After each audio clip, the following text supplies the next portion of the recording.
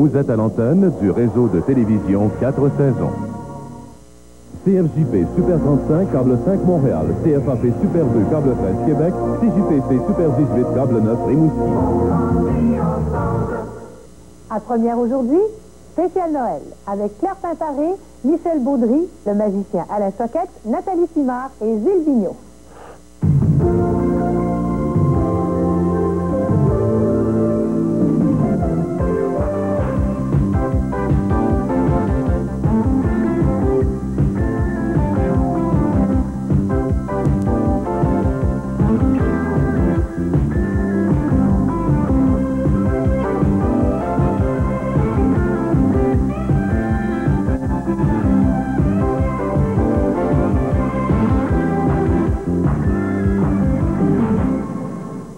Bonjour, ici Claire Caron, bienvenue à cette édition toute spéciale de première.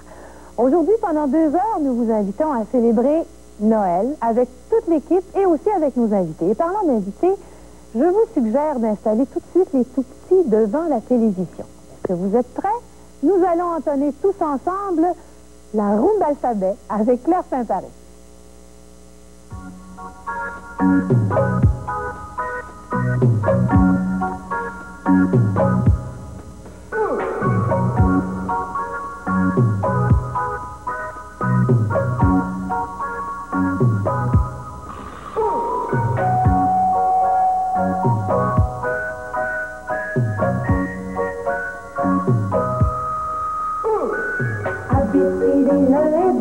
Un chimpanzé qui boit du thé, un physica LML, une baleine qui adore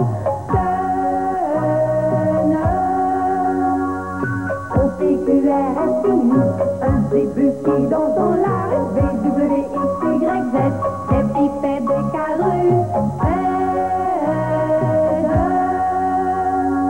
un chimpanzé, une baleine, un zébu, des bipèdes, des quadrupèdes, on fait la ronde de A du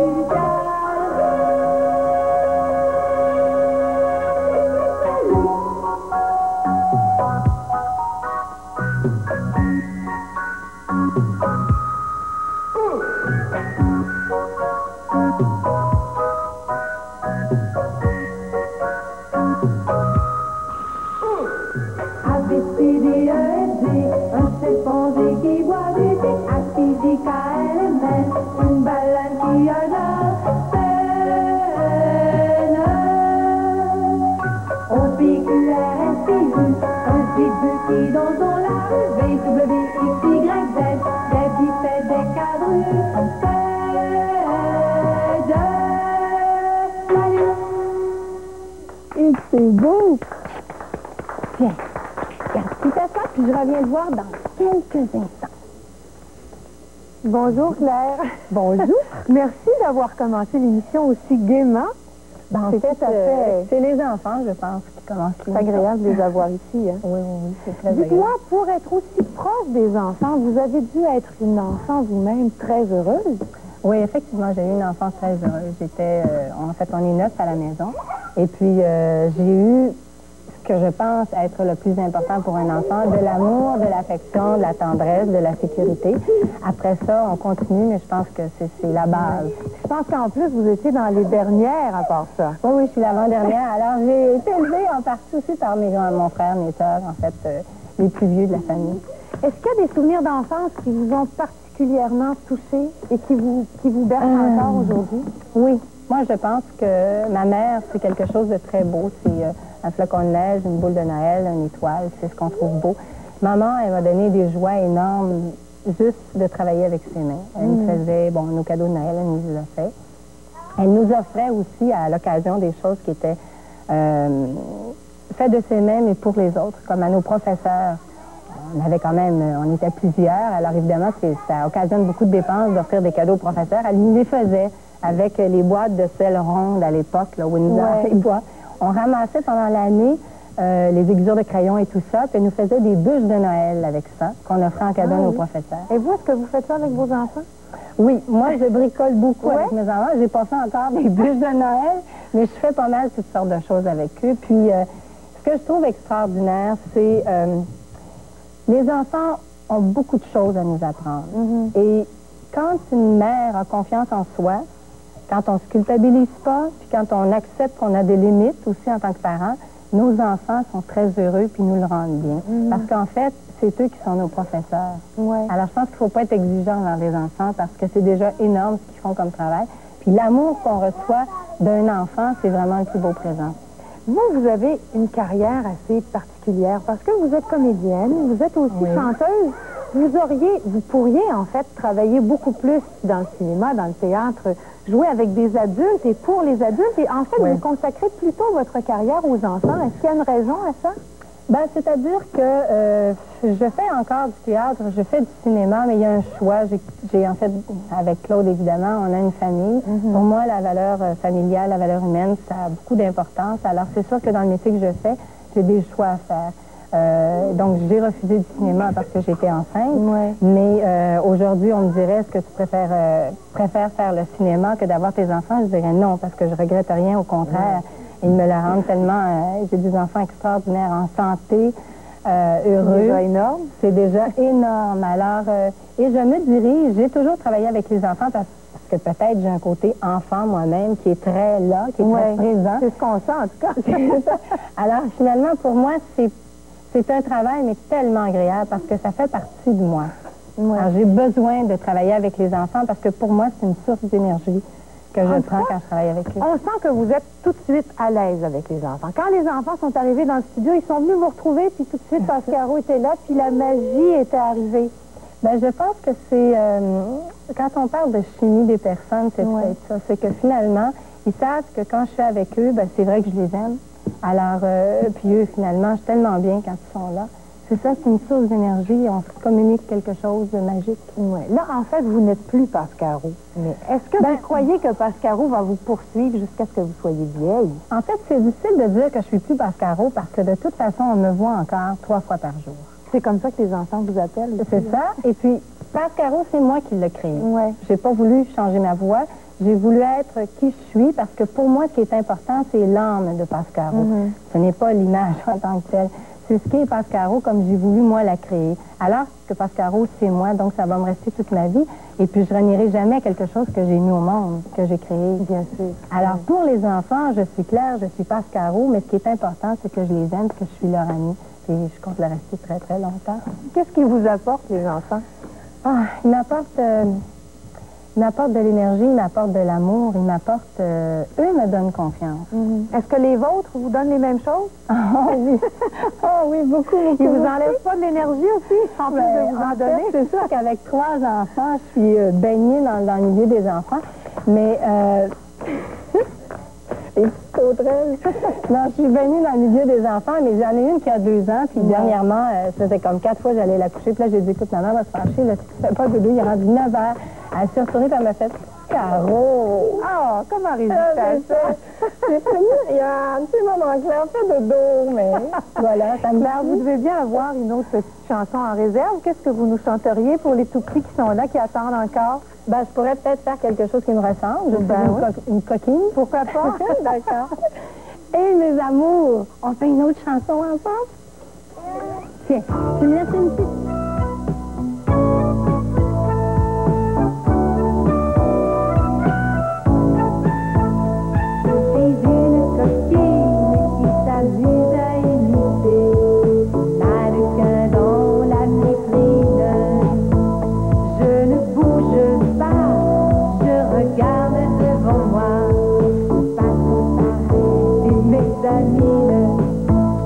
Puis j'avance mon pied sur la terre.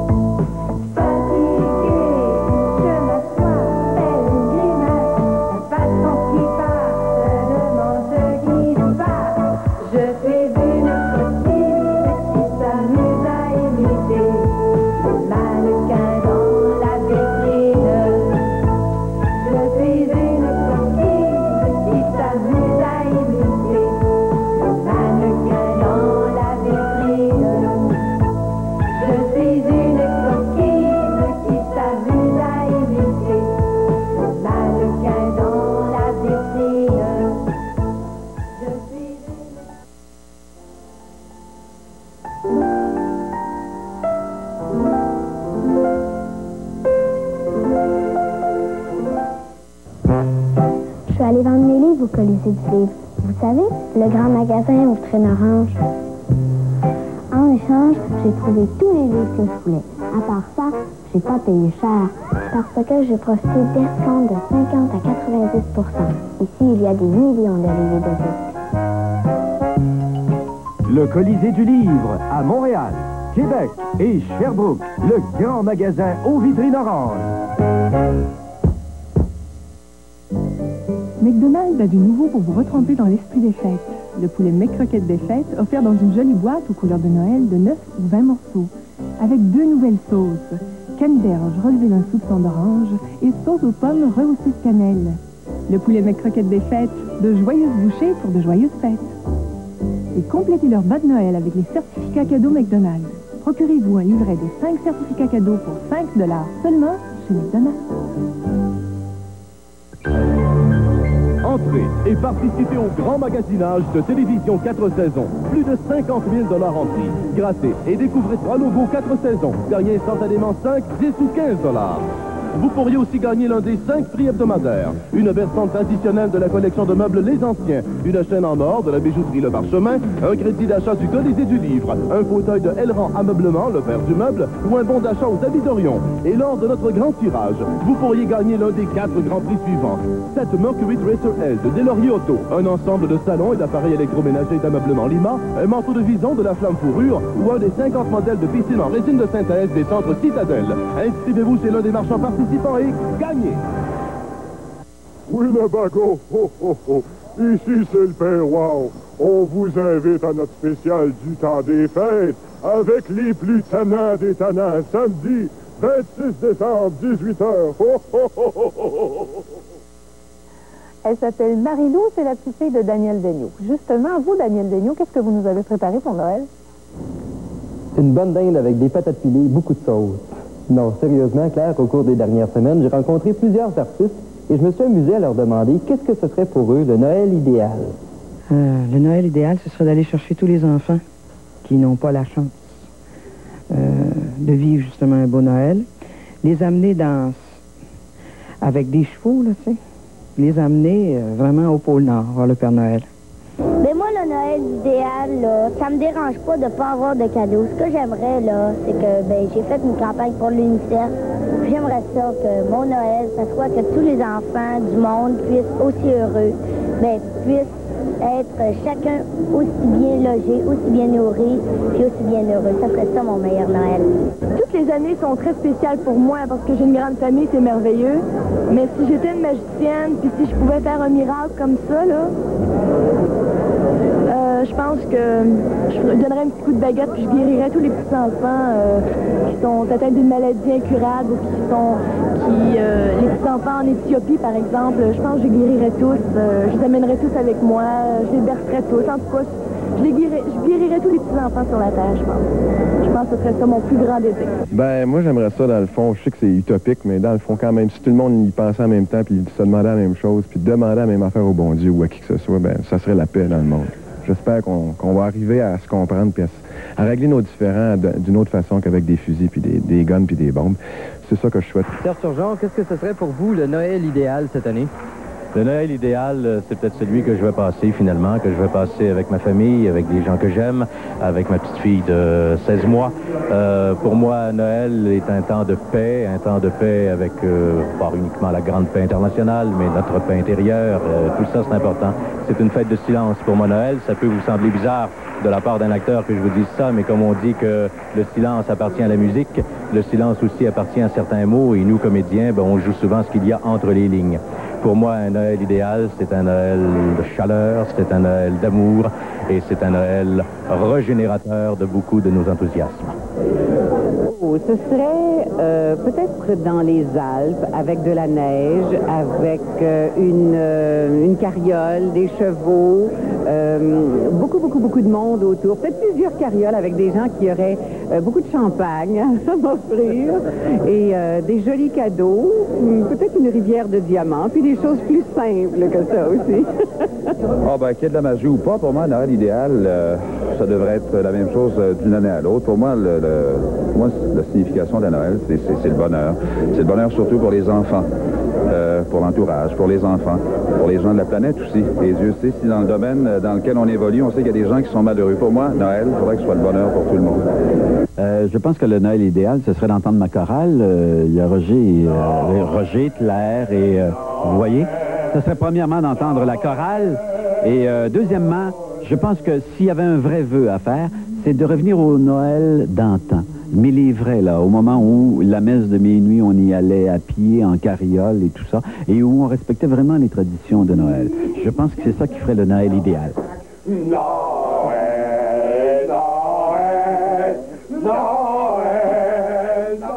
On va aller voir maintenant ce que Lise Lefebvre, elle, nous a réservé. Et si mon intuition est bonne, il sera probablement question d'enfants.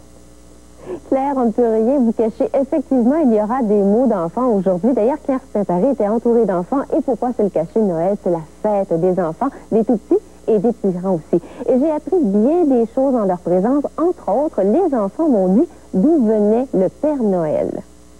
Au pôle Nord, si on n'a pas de cheminée, il passe par la fenêtre ou la porte. À la cheminée. Dans la cheminée, c'est ça? Par là. Dans le pôle Nord. Au pôle Nord. Oui, puis comment il va passer chez toi pour te donner ton cadeau? Par la cheminée. Juste au Nord, je le sais. Hein. T'es sûr de ça? Il existe la sorte de pays, mais c'est par d'autres chemins quand tu parles là. Oui. Puis quand tu viens dans la maison, il passe par où? Je sais. Des fois par les potes, des fois par la cheminée. Il y a 2 semaines, à la Chronique Jeunesse, nous vous avions proposé quelques jouets pour les enfants, pour les jeunes de 0 à 8 ans à peu près. Eh bien, cette fois, j'ai rencontré les jeunes et je leur ai demandé qu'est-ce qu'ils voulaient pour Noël et voici ce qu'ils m'ont répondu. Je demandais des sondages des Canadiens de Montréal. J'ai demandé la poupée Jam, du linge de cricket. Une cuisinière, une belle sorte de cuisinière, mais bien gros. Qu'est-ce que tu as demandé? Papa. Une base de G.I. Joe avec 2 G.I. Joe, puis un télescope, puis une auto guidée. La cuisinière, la cuisinière, le Père Noël, là, il veut m'en l'emporter. C'est curieux de tout ce que c'est qu'il me demande, parce que c'est toute l'électronique, puis après ça, c'est des... mais c'est tellement fin de manière qu'il me demande ça. Et hier, j'ai demandé à une petite fille, j'ai dit, quel âge as-tu? Elle me dit son âge, elle dit, j'ai 4 ans. J'ai dit, comment tu t'appelles? Elle dit, voyons, Père Noël, elle dit, je te l'ai dit l'année passée. Si tu veux avoir pour ton cadeau de Noël? Un suçon. Hein? Un suçon. Un suçon? Avoir des jouets à Noël, c'est bien beau tout ça. Sauf que le Père Noël a quand même ses exigences. Est-ce qu'on doit être sage ou tannant? Voici ce que les enfants m'ont répondu. Faut être gentil. Aux enfants qui sont gentils. Oh, toi, t'es gentil? T'as pas été tannante? Jamais, jamais, jamais? Des fois, oui. Pour moi, c'est être qu'on fait pas des coups gentils. Qu'est-ce qu'il faut faire? Il faut être sage. Sage. À ceux qui sont gentils. Puis toi? Moi, j'étais gentille. Ça t'arrive-tu d'être tannante? Oui. Qu'est-ce que tu fais quand t'es tannante? Ben, des fois, je vais pas faire le lit, puis des fois, je vais pas faire mon bureau. Pourquoi tu le fais pas? Parce que des fois, je vais aller jouer avec mes amis, puis ma mère veut pas. Et c'est pas facile, hein? Puis à l'école? Ben, je te joue au snap. Ben, les enfants, je pense que oui. C'est les grands-mamans qu'on a plus de misère avec. Eh bien, j'ai fait la connaissance également avec les enfants du vrai Père Noël imaginé et il a tenu à vous dire ceci. Donc, voici le mot du Père Noël pour 1988. Moi, je voudrais que de soit 87, qu'il y ait de l'harmonie, qu'il y ait de... Tu sais, la chicane arrête d'un bord à l'autre, là. Puis, c'est pas, il me semble que ce serait intéressant si on pouvait s'entendre.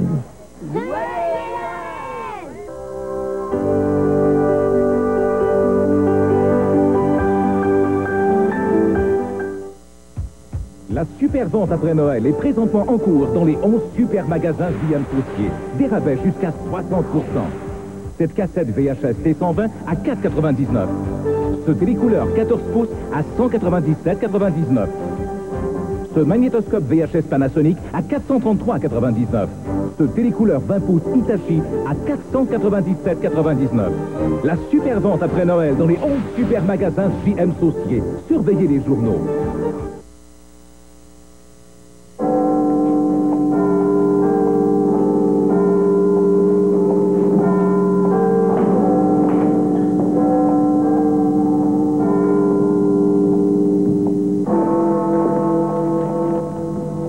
Devinez quel café ils servent à l'heure du thé.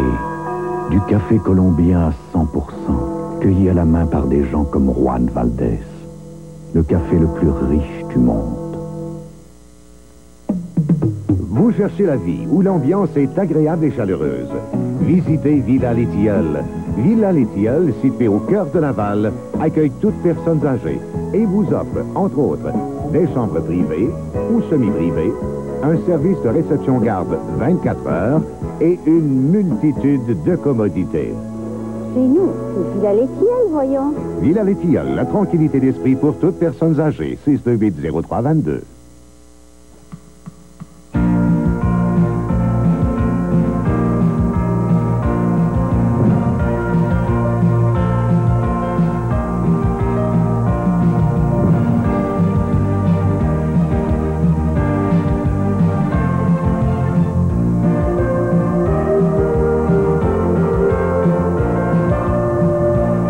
Au nom de toute l'équipe de Double Jeu, je vous souhaite de passer de bonnes et d'heureuses fêtes. Bonjour. À vous tous et vous toutes, je souhaite un très joyeux Noël, un beau temps des fêtes, de la paix, du bonheur et tout ce que vous désirez. De plus en plus d'artistes sont sollicités par des causes sociales. Certains d'entre eux deviennent même des porte-paroles et parfois s'impliquent carrément jusqu'au cou. Louise Roy-Descarrés en a rencontré quelques-uns. Bonjour, Louise. Bonjour, Claire. Il y en a beaucoup. Vous avez dû, j'imagine, faire un tri. J'avais une longue liste d'artistes qui s'impliquent dans des causes sociales. Je pense que les artistes répondent généreusement aux demandes des organismes. Alors, si vous voulez bien, dans un premier temps, on va écouter les témoignages de Serge Laprade, de Janine Citeau, de Pierre Bruno, de France Castel, mais en commençant celui de Marguerite Blais, qui, vous le savez, s'implique énormément, votre complice de chaque semaine, qui s'implique beaucoup dans des causes concernant les aînés, concernant les enfants aussi. Je pense à Centraide, je pense au Téléthon des Étoiles, aux Petits Frères des Pauvres. Alors, elle nous parle de l'importance pour elle, justement, de l'implication sociale dans sa vie. C'est ça qui me fait avancer, Louise. Sinon, j'aurais beaucoup de difficultés à tenter d'être vrai parce qu'on travaille dans un milieu qui est parfois hermétique quand on fait de la radio, de la télévision, qu'on habite Outremont, qu'on est gâté par la vie. On oublie parfois qu'est-ce qui se passe autour. Et moi, ça me motive pour aller plus loin. J'espère qu'en 88, vous allez penser davantage à nos aînés au Québec. Dans 13 ans, il y aura 1 million de personnes âgées de 65 ans et plus. Si on arrive à respecter de plus en plus nos aînés, probablement qu'on se respectera aussi davantage. Et évidemment, je souhaite un joyeux Noël à toutes mes personnes âgées que j'aime du plus profond de mon cœur. Serge Laprade, depuis 12 ans, vous êtes impliqué dans la cause de la paralysie cérébrale. Qu'est-ce que ça vous apporte, cette implication-là? Eh bien, mon Dieu, je serais menteur que de dire que ça ne me rapporte pas beaucoup. Ça me rapporte très certainement plus que ce que je peux donner. En apparence, non. On a comme l'impression que celui qui anime un téléthon ou qui se dévoue pour une cause, c'est celui qui est généreux et qui donne tout de sa personne, de son temps, de son énergie, de son argent. Moi, je peux dire qu'en 12 ans, j'ai reçu infiniment plus que j'ai reçu des personnes handicapées. Le seul fait de les côtoyer me dit... Merci, mon Dieu. Moi, j'ai été choyé par la vie et je ne fais que redonner. Ce qui m'unit à eux, donc, c'est une vibration au niveau du cœur. Et je dis toujours, je vous souhaite d'être des goélands. Parce que pour moi, un goéland, c'est le symbole de l'autonomie, justement, de la liberté et de l'espoir. Ça s'envole, un goéland, alors que ces personnes-là sont bien souvent prisonnières d'un corps qu'ils n'ont pas voulu. Eh bien, mon Dieu, c'est dans le but que toutes ces personnes-là puissent être des goélands. Sinon, véritablement, physiquement, au moins dans la tête et dans le cœur. Bien, moi, j'ai 2 œuvres, si vous voulez, si on peut appeler ça comme ça.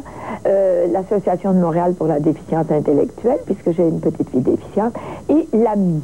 l'amitié et l'aide médicale internationale à l'enfance. Ça me rapporte une plus grande lucidité sur les besoins tellement immenses qu'on rencontre. Si je pense à l'AMI, à l'aide médicale internationale, c'est tellement énorme les besoins, parce qu'il faut bien dire qu'on a une société aberrante, hein? J'annonce pas une nouvelle. Je veux dire, la moitié du monde meurt de faim, l'autre moitié fait des régimes pour maigrir, si vous voulez. C'est tellement aberrant qu'il me semble qu'il est absolument nécessaire qu'on s'implique. Vous me direz que c'est une goutte d'eau dans l'océan, mais ça fait rien. Donc, et puis aussi, ça me stimule pour continuer, pour faire un peu plus. Encore, il me semble. Mes vœux, ça serait que chacun pense un peu aux autres. C'est ça. Moi, je suis pas allé comme plusieurs artistes font. À un moment donné, on adopte une cause. Je suis allé un peu poussé par un enfant malade. Et ça m'a permis de me rendre compte d'une chose, d'abord, qu'un enfant qui est atteint de cancer joue sa tête à chaque fois, joue sa peau à chaque fois. Et qu'il faut toujours garder l'espoir. Et cet espoir-là, avoir les enfants vivre d'espoir comme ça, nos petits mots à nous sont bien petits, bien petits. Malheureusement, j'aurais souhaité pouvoir leur dire tout le monde passe à travers. Je pense qu'on peut leur dire de garder l'espoir. Ça, je pense que c'est une chose qu'on ne doit jamais abandonner. Le message s'adresse aux enfants, oui, il faut garder l'espoir parce que c'est vrai qu'on peut réussir un jour et on souhaite que la majorité d'entre eux vont s'en tirer. Mais le message s'adresse aussi aux parents. Je pense qu'il faut garder les coudes serrés avec les enfants pour que vraiment ils puissent passer le plus de Noël possible avec nous. Bien, moi, je suis impliquée dans certaines causes, dont, entre autres, une qui me tient particulièrement à cœur. Et c'est une maison pour toxicomanes, mais surtout la maison pour les femmes. C'est le pavillon Raymond Bellado. Ça me fait un grand, grand bien de m'occuper de ça, d'abord parce que ça m'enlève l'impression que je suis le centre de l'univers. Et aussi, ça permet de redonner certaines choses que j'ai reçues ailleurs. Mes vœux de Noël pour ces personnes-là et pour tous les toxicomanes, ce serait évidemment de passer un Noël sobre et heureux et d'essayer de se retrouver, se recentrer dans leur moi et d'essayer de croire qu'il y a quelque chose de meilleur. Oui, c'est ce que je souhaite à tout le monde. On ressent beaucoup de générosité chez France en plus. Je pense que c'est peut-être le moyen d'exprimer cette générosité-là que les causes sociales fournissent aux artistes. Vous avez tout à fait raison, ça ressort toujours ce terme-là. Exactement. Alors, j'ai aussi rencontré Michel Louvain, Gaston Lheureux, Michel Jasmin, Céline Dion, et également Louise Deschâtelet, qui est impliquée, elle aussi, dans plusieurs organismes, comme Progam, qui s'intéresse aux hommes violents. Il y a aussi la Fondation Lucie Bruno, la Fondation québécoise du cancer, pour laquelle elle travaille, également par Anonyme. Alors, elle nous explique le pourquoi d'une telle implication. Mais à la fois, c'est satisfaisant parce que tu aides des gens qui en ont plus besoin que toi et en même temps, peut-être ça donne bonne conscience. Je me sens un petit peu mal de parler de ça parce que beaucoup de gens pensent « Ah oui, elle fait ça parce que ça la fait bien paraître ». Je pense que c'est pas à ça qu'on pense au départ. Je pense que ce à quoi on pense, c'est de donner du temps, de donner des énergies à des gens qui ont été défavorisés. J'ai été très mal les premières réunions qu'on avait à Lucie Bruno, parce que de là à dire ça existe et à le voir sur film, et de là à côtoyer des gens qui travaillent avec toi et qui ne peuvent utiliser, par exemple, qu'un de leurs pieds pour fonctionner, qui prennent leur café avec leurs orteils, qui écrivent avec leurs orteils, ça te brasse un peu. En tout cas, moi, ça m'a servi personnellement sur ce plan-là. Michel Louvain, on connaît votre implication dans la cause de la dystrophie musculaire, mais aussi à une autre cause qui vous tient à cœur, et particulièrement dans le temps de Noël. Beaucoup, parce que depuis 10 ans, je m'occupe d'une organisation qui s'appelle le Noël du bonheur. J'ai commencé il y a 10 ans pour 400 malades chroniques, et je suis rendu près de 6000 coques là, que je m'occupe. Quand j'ai fini, je suis fatigué, mais quand j'ai fini, je m'en vais chez moi, je suis heureux, parce que j'ai accompli du bien, et je pense qu'il y en a un en haut qui je pense qu'il nous le rend bien. Pour ces gens et tout le monde en général, parce que je leur souhaite la santé et le bonheur. Parce que c'est les deux choses les plus importantes sur cette terre. Quand on n'a pas la santé, on n'a pas de bonheur. Ça rapporte pour moi une espèce d'exaltation personnelle, à savoir que je peux être utile pour venir en aide à des gens qui sont vraiment dans le besoin. Les alcooliques, les drogués et les handicapés visuels qui ont besoin de ces bêtes pour vivre plus normalement. Moi, j'ai besoin de sentir que la société se bonifie et que la vie a un sens. Et la vie n'aurait pas de sens si on n'avait pas le souci d'autrui. Qu'est-ce que ça vous rapporte, cette implication-là? Beaucoup de satisfaction. Surtout le sentiment profond de partager quelque chose que j'ai vécu, que je sais possible. Et je considère que dans la vie, j'ai reçu beaucoup. J'ai été très gâté.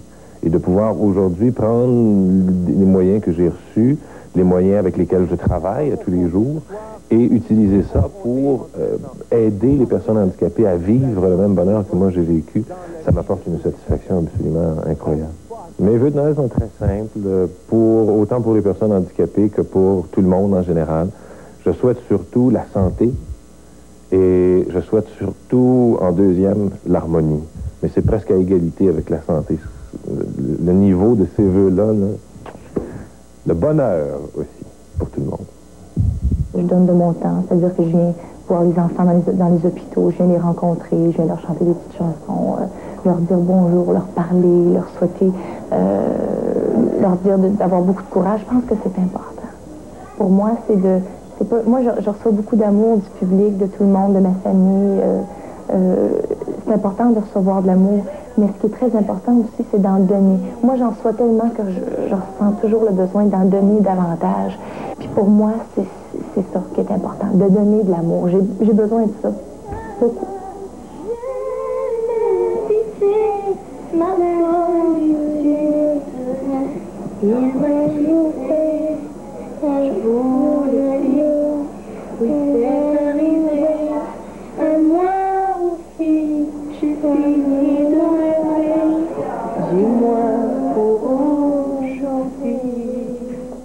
Merci beaucoup, Louise, de nous avoir apporté ces beaux témoignages. J'en prie, joyeux Noël. Merci. Depuis 3 ans, la vie de Michel Baudry a changé. Depuis 3 ans, Michel Baudry est amoureux et cet amour a un prénom, Simon. J'ai le plaisir de vous présenter les Baudry, père et fils. Bonjour, les Baudry. Salut, bonjour, ça va bien? Michel. Bonjour, oui. Simon. Tiens, t'es timide tout d'un coup? Est-ce que tu vas me parler un petit peu? Oui. Comment allez-vous, Michel? Ça va très bien, ça va très bien. Dites-moi, est-ce que cet enfant-là a beaucoup changé votre vie? Oui, énormément. C'est du tout au tout, hein. C'est un changement physique et c'est un changement moral et c'est un embellissement total de la vie. Qu'est-ce que vous voulez dire par un changement physique? Ben, c'est que au lieu de dire, ben, ce soir, on va aller souper en ville, et puis après ça, ben, on va peut-être aller prendre un verre quelque part, puis après ça, on va rentrer tard. Ce soir, on va essayer de trouver une gardienne. Oui. Et aussi, ben, les fins de semaine, on avait l'habitude souvent de partir pour 2-3 jours. Sauf que là, on va recommencer à le faire avec lui, mais évidemment, les 2-3 premières années, c'était un petit peu plus difficile. Ouais. C'est un changement physique. Il y a un choc là-dedans, mais pour le reste, c'est un embellissement. C'est-à-dire quand on se sent un peu moche, qu'on se sent un petit peu à l'extérieur, à l'écart, souvent, ce que je fais, c'est que je m'assieds devant lui, puis je fais juste le regarder faire, puis ça me recraint. Il vous ressemble beaucoup physiquement, mais est-ce qu'il vous ressemble, est-ce qu'il ralentit votre caractère? C'est difficile à dire. On a des... vous retrouvez en lui? Oui, beaucoup. On est très énergiques tous les deux. Il est espiègle, il aime s'amuser. Très tôt, il a commencé à s'amuser avec les mots, ce que je fais toujours. M'amuser avec les mots, les contrepétries, ces choses-là. Il fait des imitations? À un moment donné, il imitait une de nos amies qui ne fait pas d'imitation. Il n'imite pas son père? Non. Est-ce que tu parles comme papa des fois? Oui. Est-ce que tu l'écoutes à la radio et à la télé? Quand on lui a dit qu'on s'en a... On le voit là-bas. Ben oui. Ça, à la télé? C'est quoi? Où? À l'autre télé aussi. On le voit partout. Est-ce que tu regardes papa à la télé? Qu'est-ce qu'il fait? Qu'est-ce qu'il fait, papa, à la télé? Il fait le hockey. Est-ce que vous faites du sport avec lui? Il commence à jouer au hockey avec une balle. Cet été, il joue au baseball un petit peu, mais il n'est pas tellement... C'est pas un grand sportif. J'ai l'impression qu'il va peut-être se tourner du côté des arts. Ah oui, déjà? Il fait beaucoup de peinture, de plasticine. Il s'amuse beaucoup plus avec ça. Et aussi avec le vidéo. Il s'amuse beaucoup plus avec ces choses-là qu'avec le bâton de hockey. Oui, avec le vidéo. C'est avec le vidéo à 3 ans? Il opère le vidéo aussi bien que moi, sans aucune difficulté. Il repère tout sur les cassettes. Il connaît les cassettes mieux que moi. Souvent, il va m'arriver avec une cassette. Il va me dire... Bon, ben, je vais écouter celle-là, c'est à peu près au début. Là, je place la cassette, il me dit, recule un peu, c'est pas là. Évidemment, comme à peu près beaucoup de parents, on a enregistré beaucoup de passe-partout. J'imagine. Et il n'y a pas de difficulté à les trouver. Dites-moi, vous travaillez à CJMS tous les matins. Oui. Vous faites le hockey, vous faites des commerciaux.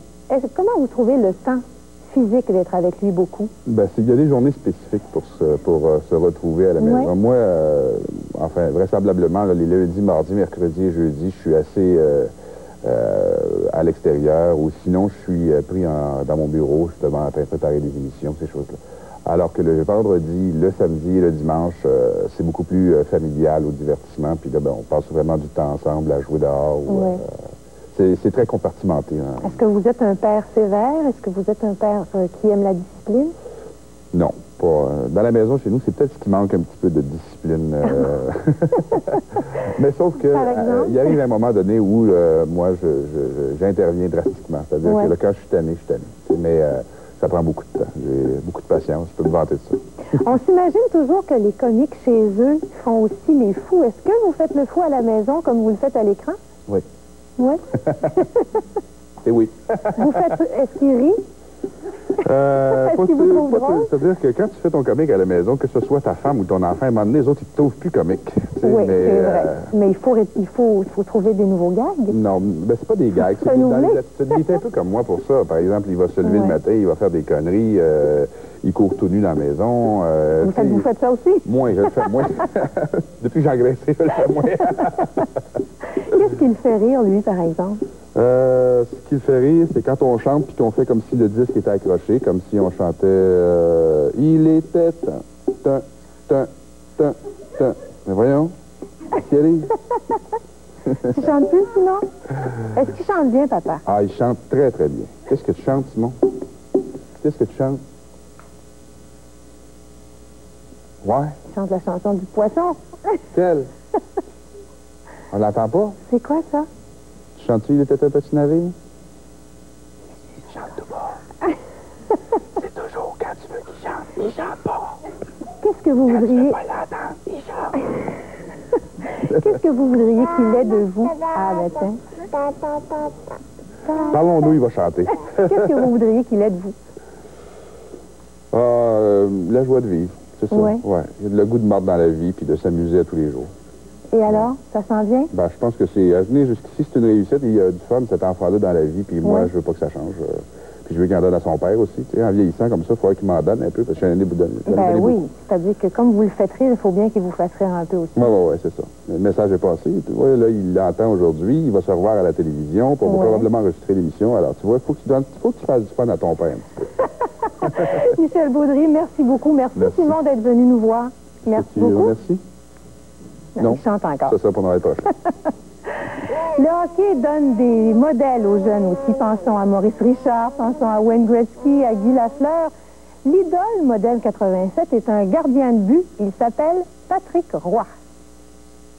Patrick Roy n'a que 22 ans, mais il en est déjà à sa 3e saison avec les Canadiens de Montréal. Considéré comme l'un des meilleurs gardiens de but de la Ligue nationale de hockey, l'idole de milliers de jeunes Québécois, Patrick a énormément de respect pour ses fans. Comment tu réagis quand tu te fais arrêter sur la rue par des jeunes qui sont vraiment en admiration devant toi? Je pense que je suis comme eux autres, je suis gêné un petit peu. Des fois, je sais pas si je dois m'arrêter ou continuer ou je sais pas trop. Puis des fois, je me sens gêné. Puis par contre, dans l'ensemble du temps, donc c'est pour moi, là, c'est agréable là, de m'arrêter puis de signer un autographe pour un jeune ou de jaser avec le jeune. Pour tous les joueurs, je crois qu'on attache beaucoup d'importance aux jeunes et puis je pense que c'est important aussi. La vie d'un joueur de hockey n'est pas facile puisqu'il vit souvent entre deux valises. Difficile d'avoir des loisirs de façon stable, mais Patrick a tout de même une passion.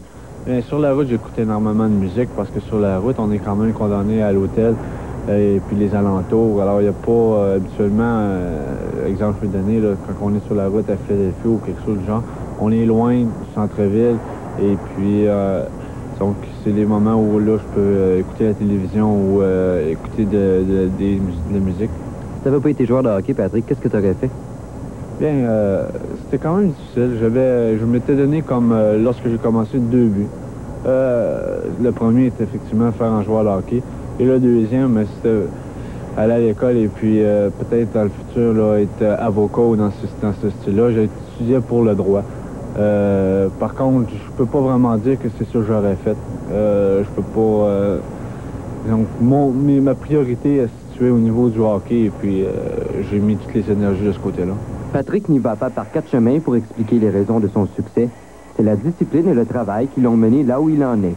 Ouais, je crois que dans la vie, il y a toujours... je pense que la discipline, c'est la chose la plus importante. Souvent, on fait pas toujours ce qu'on aime. Et puis, c'est dans ce temps-là, peut-être qu'il faut s'appliquer le plus à bien le faire pareil. Toi, c'est ce que tu as mis en pratique toujours? Bien, écoute, même au hockey, que ce soit au hockey ou dans les affaires, on fait pas toujours ce qu'on aime. Il y a des jours où ça me tente pas de venir au forum et pratiquer. Par contre, j'essaie de donner le maximum parce que moi, j'ai toujours eu comme principe qu'on pratique comme on joue. Alors, pour moi, c'est important d'arriver au forum, pratiquer fort. Et puis, même si je n'étais pas en condition, je me sentais pas en forme pour pratiquer, je donnais mon maximum. Et puis, on finit toujours par récolter. C'est reconnu, Patrick Roy est un perfectionniste. Durant les entraînements, il travaille fort pour améliorer sa technique, mais il n'y a pas que son jeu qui le préoccupe. Il y a certes une chose que j'aimerais améliorer, c'est mon éducation. Ça a laissé à désirer énormément au cours de ma jeunesse. Et peut-être que en étant à Montréal plus régulièrement, c'est sûr que j'aimerais peut-être améliorer ce domaine-là. Je pense que tous les joueurs aimeraient, là, à la fin de leur carrière, avoir plus de connaissances et puis d'être en mesure là, de faire ce qu'ils veulent. Et qu'est-ce que tu souhaites aux jeunes pour Noël? Moi, je leur souhaite du succès à l'école. Merci, Patrick.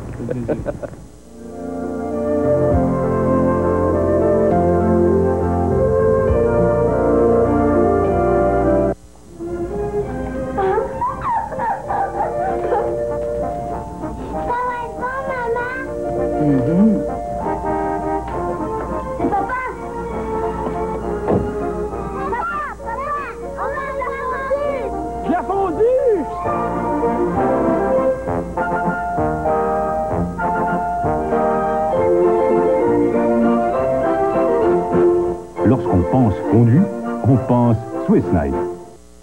Les Ice Capades présentent le monde merveilleux des Schtroumpfs et de leurs amis. Des jours de fête au royaume des Schtroumpfs. Un monde de fantaisie et de rêve. Les Schtroumpfs, une des attractions spéciales du tout nouveau spectacle des Ice Capades. Un monde où le rêve devient réalité. Au Forum de Montréal, du 26 décembre au 3 janvier. Billets en vente au guichet du Forum, à tous les comptoirs Ticketron ou par Télétron au 288-2525. La touche bien personnelle de Mariette Clermont se retrouve dans toute sa sélection de meubles au design recherché. Des créations exclusives, des importations européennes, des accessoires élégants. Elle a choisi des textures agréables et des coloris des plus séduisants. Tout un univers de décors pouvant satisfaire vos désirs de beauté et vos goûts raffinés.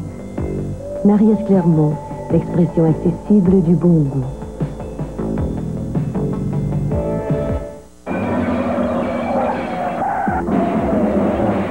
Et la poursuite continue. C'est la police. À l'ancienne, comment faisaient les anciens jouets. Regardez-moi. Très joli avec une image un petit peu vieillotte. Ça, c'est vraiment superbe. Oui. Et là, il y a des... Qu'est-ce qu'il y a? Des lettres chiffres, et des numéros. chiffres sur les autres faces. Ah, ça, c'est quasiment ça, pas c'est un jouet, splendide, ça. ça. Ouais. Ouais. Et puis, je l'ai trouvé sur le pyjama de papa, à plusieurs exemplaires. Oui, j'ai trouvé que papa est petit, par exemple. C'est mignon, hein? de nuit, en fait. C'est pyjama. C'est très joli. En fait, pour une nuit dans l'année. Je sais pas si on fait porter ça à nos maris, par contre. Ben, j'ai des doutes. J'ai des doutes. Va falloir travailler fort. Ici, toujours à l'ancienne, c'est la petite boîte qui vient en 3 compartiments. Les boîtes gigantes. C'est une véritable collection. Et puis, je l'ai trouvé, il est beau, celui-là, sur un coussin. Il est tout doux, hein? Il est très beau. C'est mon préféré. Ouais. C'est votre rêve? C'est un de vos fantasmes, Claire? Non, mais quand il nous a fait un beau cadeau. Pourquoi pas? Pourquoi pas? En boîte à biscuits. OK. Vous en voulez un, peut-être? Oh, puis elle a mis des biscuits dedans. Oui. Vos calories, vous? C'est vrai que j'ai bien réveillonné, on va laisser faire. Je l'ai trouvé. Ah, ça, c'est mignon, Claire. Vous allez adorer ça. Oh, petit pyjama de bébé. Ça lui irait à mon petit dodo. Oui, ben mon Dieu, on va peut-être lui donner. C'est grand pour lui, mais... Regardez avec les petits yeux qui bougent. Ouais, regardez-moi. Et mon Dieu. Très beau, mon petit, là-dedans. Et sur les serviettes de bain, évidemment, ça c'est le Nec Plus Ultra. Il vous faut absolument ça à Noël l'année prochaine. Pensez-vous. Ah ben oui, il faut. Cela dit, ce sont de très belles serviettes d'excellente qualité. Elles sont épaisses et moelleuses. Petit déjeuner avec le Père Noël, cocotier. Est-ce qu'on le voit bien? Oui. Voilà. C'est joli, hein? Si on déjeune avec des œufs après le réveillon. Ça, Claire, je vous en fais cadeau. C'est pas nécessaire. Irrésistible, c'est exagéré. Le Père Noël sur la petite culotte. Ça, là, si vous voulez être à la mode, il vous les faut absolument. Ah, c'est trop, c'est trop. Le charme est garanti. Il doit être un peu démodé. Je l'ai trouvé qui faisait du ski sur un chandail de laine. Oh, pour les adolescents, c'est magnifique. Regardez, il est tricoté, est-ce qu'on le voit bien? Ça m'a l'air tricoté à la main, en plus. Ah, ça, j'en douterais. D'après le prix, non. Non. Ben, c'est bien si en plus, il n'est pas cher. Non, il n'est pas tellement cher. Il est très beau. Oui.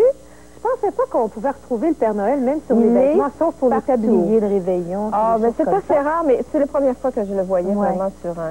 Et puis là, ça, c'est mes préférés. Regardez-moi ça, vous vous rappelez? Là, ça, c'est une espèce de petite boule, boîte à musique. Boîte à musique. Avec la neige dedans. Ah, il faut ça, hein? Ça, c'est féerique à Noël. On peut les faire... Oui, si on y allait? Oui. Voilà, on fait un concours. Est-ce qu'on les voit bien? Est-ce qu'ils jouent la même chose?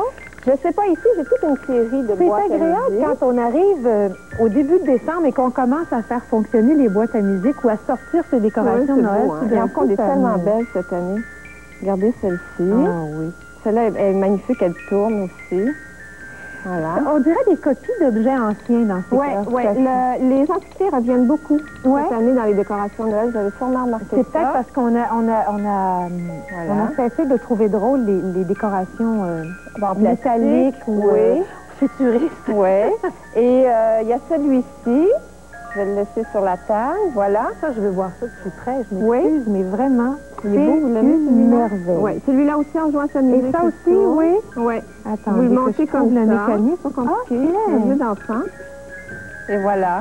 Est-ce qu'on peut voir de près? Ça marche aussi. OK. Ça, c'est merveilleux pour la chambre d'enfant aussi. Oui. Quand on a décidé que son enfant voulait vraiment être dans l'esprit de Noël. Quand on veut l'endormir. Quand on veut. Ouais, ça marche pas toujours, ça, par contre. Non.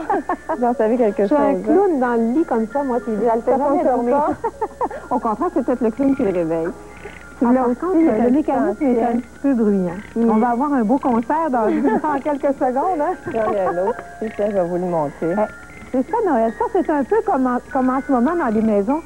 Il y a des grosses réunions encore cet après-midi. Tout le monde parle en même temps. On se comprend plus, on s'entend plus parler. Alors, il faut garder la télévision allumée, même si tout le monde parle. Voilà. Puis il y a celui-ci, la pièce de résistance. Il est énorme. Il est lourd. Écoutez, il n'est pas très lourd, mais sa caractéristique, je ne le lèverai pas pour qu'on puisse le voir. Voulez-vous que je le lève? Oui. Sa caractéristique à lui, c'est qu'il fait vraiment de la musique de Noël. Écoutez bien ça.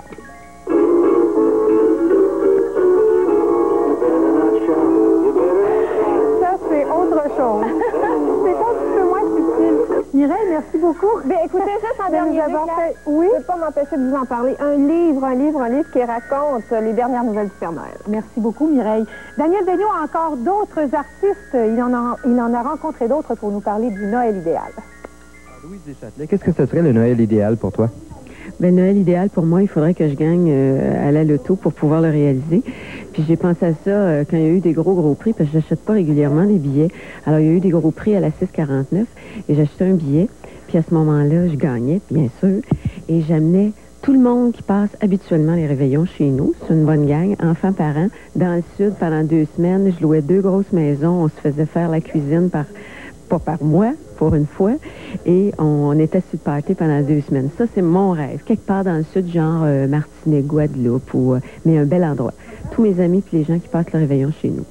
Le Noël idéal, vraiment, là, je vais être grave, mais le Noël idéal, ce serait que tous les gens qui sont seuls ne le soient pas à Noël.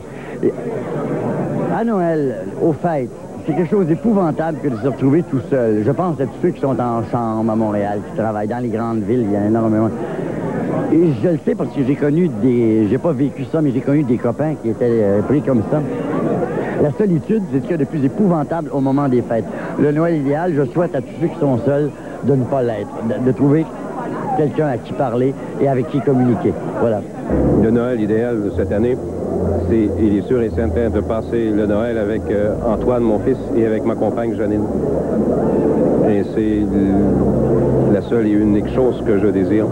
D'abord, le Noël idéal, je pense que je l'imagine avec des gros flocons de neige qui tombent, des vrais, là, parce que chaque fois qu'il y a une espèce de tempête où il fait doux dehors, puis des gros flocons tombent, j'appelle toujours ça une tempête de Noël, parce que moi, c'est peut-être qu'il y a eu plusieurs Noëls comme ça quand j'étais petite. Je viens de la ville de Québec, alors les tempêtes, j'en ai connu beaucoup quand j'étais petite. Donc, des gros flocons de neige qui tombent dehors, un gros feu dans le foyer, dans la cheminée, un énorme sapin naturel, beaucoup de petites boîtes et beaucoup de monde. Des gens que j'aime, des gens qui m'entourent, et c'est comme ça. J'ai pas d'idée de cadeau en particulier ou de choses comme ça. C'est plus le côté humain, le côté atmosphère, le côté nature et de la musique, de la belle musique. Le Noël idéal, ça serait de partir en carriole avec mes amis à la messe de minuit, avec la grosse peau de fourrure, tout ça, et après aller faire une grande randonnée sur une route de campagne. J'ai toujours rêvé de ça, je l'ai jamais fait. Peut-être qu'un jour je vais le faire. Moi, j'aimerais ça faire renaître au niveau de l'intérieur, je sais pas avec quel moyen, là. Comme là, par exemple, je sais que je suis en train d'essayer de trouver une vieille slick, des chevaux, des couvertes, aller à la messe de minuit. J'étais un peu granola, je le sais, mais j'aimerais tellement ça réussir à retrouver les sentiments qu'on a quand on est petit, que Noël arrive et qu'on est impatient, et que ça prend une importance tellement gigantesque, et que ça correspond pour nous au moment vraiment le plus important de notre vie. J'aimerais beaucoup faire renaître ces sentiments-là. Qu'est-ce que ce serait le Noël idéal pour toi? Mon opération serait terminée. Au lieu de passer Noël à l'hôpital, je serais dans le sud. Le Noël idéal. Ben, le Noël idéal dont je me souviens, c'est un Noël, évidemment, enfant. Donc peut-être que j'aimerais ça me retrouver un peu enfant. Puis j'étais entouré de grand-mère, puis de grand-père, puis de mon oncle, puis de ma tante, puis ça sentait bon, puis ça sentait le feu de bois, puis c'est probablement là-dessus que tous mes Noëls après ça ont été inspirés. Je retournerai probablement à celui-là, dans la maison de campagne en plein milieu des plaines de l'Ouest, avec le vent qui hurlait dehors, puis tout le monde qui riait, puis il y avait du fun à l'intérieur. J'avais 14 enfants. J'avais un gros sapin, mais avec une grande maison, un grand salon, là. On serait tous en train de mettre les boules, les lumières, les guirlandes, tout le monde ensemble, il y aurait un foyer quelque part, avec du feu, ça brûlerait, ça crépiterait. On s'aimerait, ce serait ça. La famille. 14 enfants, c'est beaucoup, mais est-ce qu'il va y en avoir un bientôt? Je sais pas, on verra. Ce serait beau, hein, 14? Mon Noël idéal, ce serait qu'il y ait soudainement 24 heures de paix, mais dans tous les pays. Qu'on arrête de se battre, qu'on respecte les hommes et qu'on fasse la paix pour 24 heures. Hein, pour essayer ce que ça va donner. On ne sait jamais.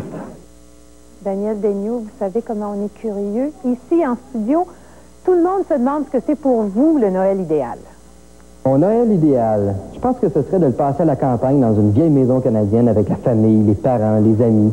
Mais dans le fond, le Noël idéal, c'est peut-être d'avoir la chance de faire de la télévision et de présenter justement une émission spéciale comme celle-ci pour divertir les gens à la maison. Comme le veut maintenant la tradition, le maire de Montréal, M. Jean Doré, a tenu à nous présenter ses vœux de Noël. Mes chers amis de Montréal, ou plutôt devrais-je dire, chers amis du Québec, puisque c'est tout le Québec qui nous écoute aujourd'hui, qu'est-ce qu'un maire peut vous offrir, vous souhaiter, que vous n'ayez déjà reçu en cadeau la nuit dernière? Peut-être un peu de ces choses qui ne sont pas nécessairement emballées, mais qui sont l'amitié, l'amour, la solidarité, ou encore une richesse personnelle très grande, la santé. C'est un peu tout cela que je vous souhaite aujourd'hui, en mon nom personnel, comme maire de Montréal, au nom de tous mes collègues du Conseil municipal de Montréal. Joyeux Noël et que l'année 88 soit une année prospère et heureuse pour tous.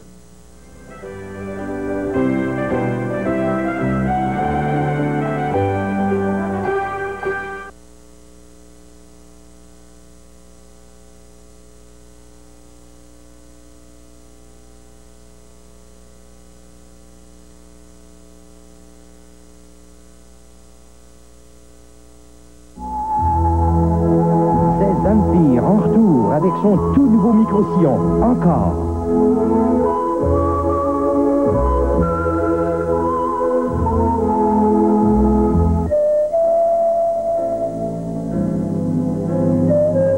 À la suite du succès formidable de son premier micro-sillon offert en Amérique, Polytel vous présente 20 succès inoubliables, jamais encore parus.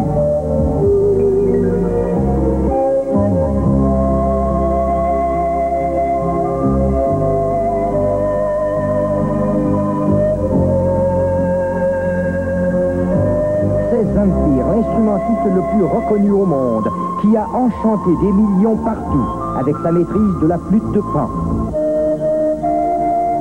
Ne manquez pas cette chance d'acquérir encore de Zamfir, une collection extraordinaire à garder longtemps. Encore de Zamfir, la collection la plus complète, sur 2 micro-sillons ou une cassette longue durée, seulement 14,95. Sur disque compact, seulement 16,95. Commandez aujourd'hui. Pour le commander, composez le 1-800-268-6364, poste numéro 4, ou postez 14,95 pour le micro-sillon ou cassette, ou 16,95 pour disque compact, plus 3 pour frais d'envoi à Zamfir, case postale 660Q, Montréal, Québec.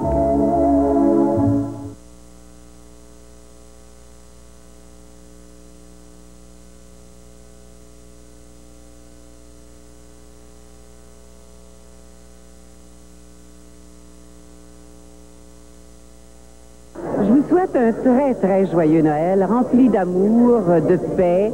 Et mes vœux pour la nouvelle année, ce sont des vœux de santé et de bonheur, puis encore une fois de paix à tous. Et j'espère qu'on se retrouvera tous pour finir l'année 88 ensemble. Au revoir. Le temps des fêtes est tout à fait propice aux excursions et aux promenades en famille. Évidemment, on ne peut pas tous être à la campagne, mais la ville offre quand même certains petits plaisirs. À Montréal, dès la mi-novembre, neige ou pas, les artères principales prennent un air de fête. Petits et grands magasins apportent un soin particulier à décorer leurs vitrines de Noël pour attirer le plus grand nombre de passants. À la maison Eaton, on y travaille depuis déjà 6 mois. Il y a un thème général qui est ébauché, qui va se suivre et se prolonger dans la publicité, dans le décor général. Le thème lui-même, cette année, c'est un Noël campagnard un peu, très naturel, très pur. Vous allez remarquer que la vedette, c'est les petits rennes avec des panaches en néon. Et les sapins ne contiennent pas cette année de nœuds ou de boules de Noël. Ils sont illuminés, point, pour donner une idée de forêt. Alors, le thème est d'abord ébauché sur le plan national, dans tous nos magasins. Il se traduit dans la publicité également. On emballe des boîtes cadeaux. On emballe 2000 boîtes cadeaux avec des petites étoiles blancs et rouges. Décorer un magasin et élaborer les vitrines demande beaucoup de préparation. On prépare 150 sapins, on rafraîchit et installe 150 guirlandes. On a un sapin à la salle à manger qui a 25 pieds de haut, qui contient 700 nœuds faits à la main et 2500 lumières. Alors, c'est un travail énorme. Chez Eaton, les vitrines sont le reflet de ce qu'on y trouve à l'intérieur du magasin. Parfums, jouets et reflets de la mode sont au rendez-vous. Mais les vitrines extérieures requièrent une attention spéciale. 80% en fait de la production de la vitrine se fait en studio. Ça comprend l'équipe des étalagistes, les dessinateurs et également toute une équipe de soutien, que ce soit menuisier, peintre, électricien. Alors tout ce monde-là travaille, je dirais, dans les 2 premiers mois, les 2 mois qui précèdent la mise en place. Ensuite, au début octobre, on commence à proprement parler la mise en place des vitrines, les retouches finales, les ajustements et la planification, parce que des fois, à la dernière minute, on peut changer, un peu modifier compte tenu de l'aspect physique de la vitrine et du look en général. Il y a des lutins dans la vitrine aussi qui donnent l'impression de travailler aux derniers préparatifs.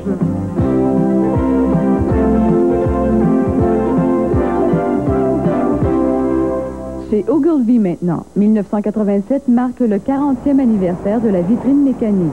Les vitrines mécaniques sont une tradition chez Ogilvy. Elles sont importées d'Allemagne. Elles viennent de la compagnie Stef, reconnue internationalement pour ses animaux en peluche. Il y a eu quelques vitrines.